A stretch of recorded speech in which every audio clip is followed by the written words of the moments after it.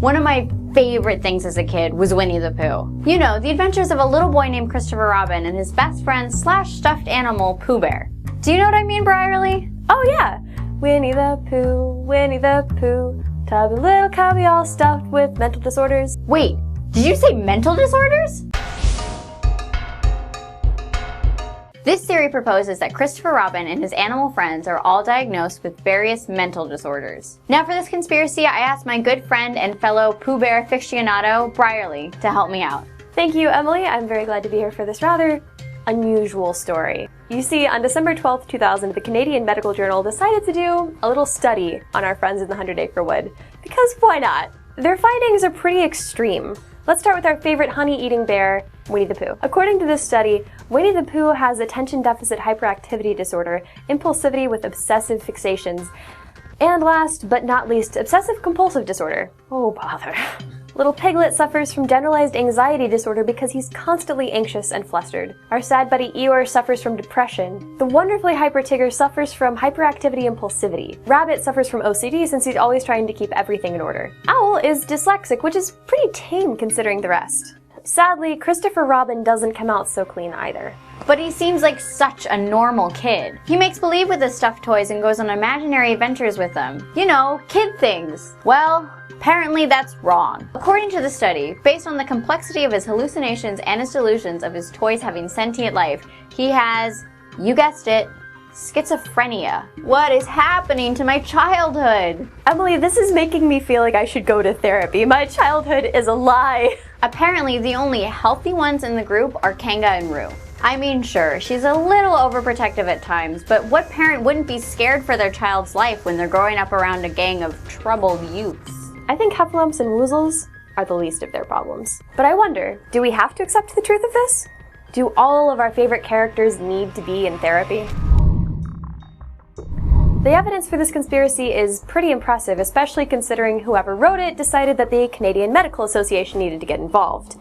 But how well do the diagnoses really pan out? In several Winnie the Pooh specials, Owl's gotten the gang in a lot of trouble by misreading various signs and notes. Like in Pooh's Grand Adventure, he mistakes the word school for skull.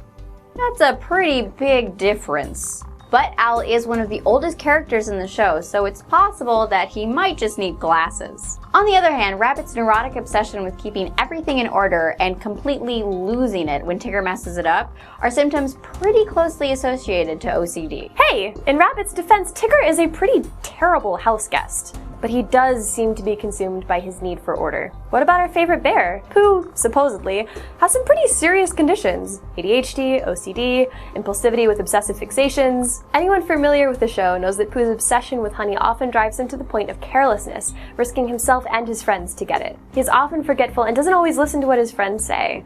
I don't know the exact specifications for this disorder, but that doesn't sound healthy to me. Still, we have to remember that Pooh is a bear, and bears aren't exactly known for their impulse control. So, what about the rest of the gang? Well, Piglet must have generalized anxiety disorder. He's constantly shaking and has an unrealistic fear of everything. Like when he compares falling out of bed to falling 10,000 feet into jagged rocks. I mean, some days I feel the same way, but I'm not that dramatic about it. You know what? A low dosage of Xanax might help the little guy out. Now, Tigger's constant bouncing and jumping around can obviously be seen as a symptom of ADHD. He has all of this pent-up energy and is unable to focus, so he's literally bouncing off the walls. On the other side of the spectrum, Eeyore's poor outlook on life can be due to his depression. I mean, the poor guy eats thistles for food and lives in a pile of sticks. I don't know, guys. There's an awful lot of evidence to this conspiracy. Sadly, I have to agree. It's pretty rock solid. Yet I find comfort in the fact that the creator, Alan Alexander Mill,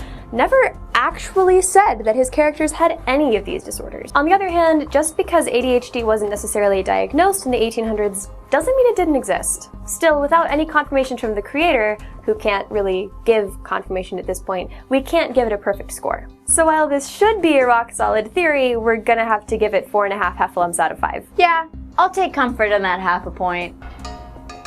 I hope we didn't make you guys too depressed with this episode. A huge thank you to my good friend Bryarly, who stepped in to help me out with this conspiracy. Make sure you guys check out her channel. And if you guys want to check out a preview for next week's episode, you can click somewhere around here and catch up on any episodes you might have missed. But make sure you subscribe to channel Frederator, and I'll see you guys next week.